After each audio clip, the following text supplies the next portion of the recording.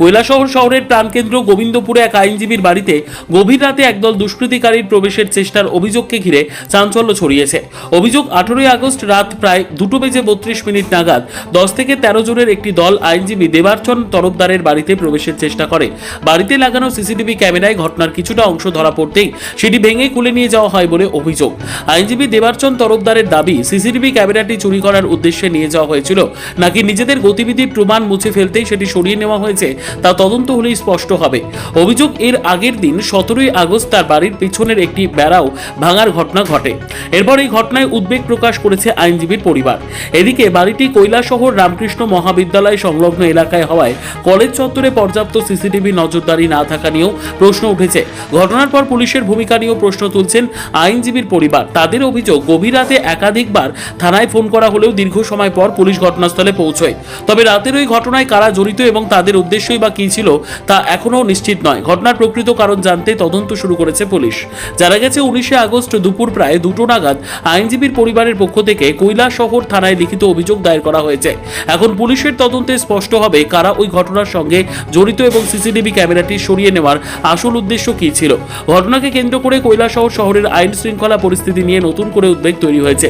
শহরবাসীর দাবি, ঘটনার দ্রুত তদন্ত করে অভিযুক্তদের চিহ্নিত করার পাশাপাশি তাদের বিরুদ্ধে আইনানুগ ব্যবস্থা গ্রহণ করা হোক। আমার নাম অ্যাডভোকেট দেবার্চন তরফদার। আমার বাড়িতে 18 তারিখ রাত 2:32 10 থেকে 13 জন মানুষ, 13 জন দুষ্কৃতিকারী লোকেরা আমার বাড়িতে ঢোকার চেষ্টা করে, কিন্তু এই চেষ্টাতে তারা ব্যর্থ হয়। এটার কারণ ছিল বাড়ির ওপরে আমার একটা সিসিটিভি ক্যামেরা ইনস্টল করা ছিল। সেই ক্যামেরাটা যখন তারা দেখতে পায়, তখন তারা সেই ক্যামেরাটাকে সেখান থেকে দুমড়ে মুচড়ে সরিয়ে নেয় এবং তার পরবর্তীতে যেহেতু অলরেডি তারা বোঝে যে ক্যামেরার মধ্যে তাদের চেহারা ছবি এসছে, তারা সেখান থেকে চলে যায়।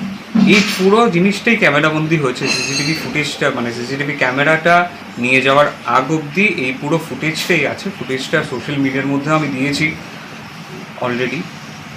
এবার এখানে 3-4টে প্রশ্ন হচ্ছে। প্রথম প্রশ্ন হচ্ছে যে এরা কারা হতে পারে।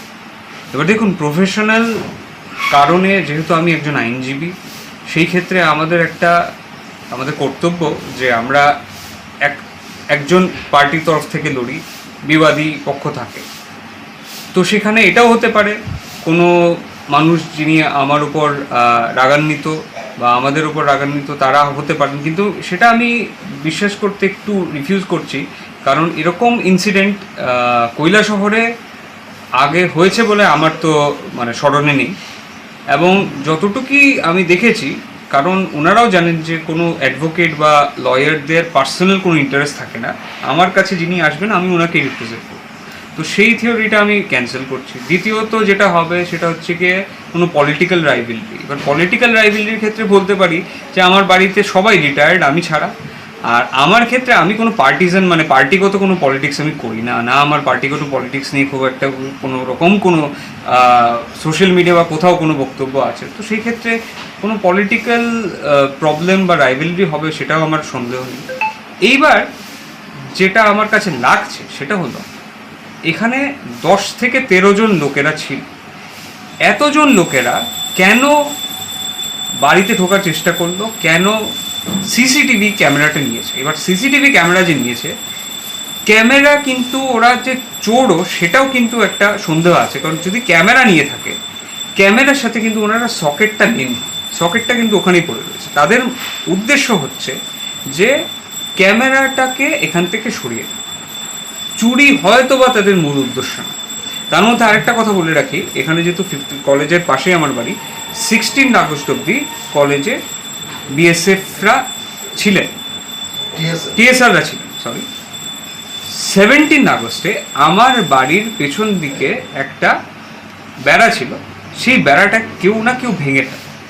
18 আগস্ট রাত 2:32 এই ঘটনাটা।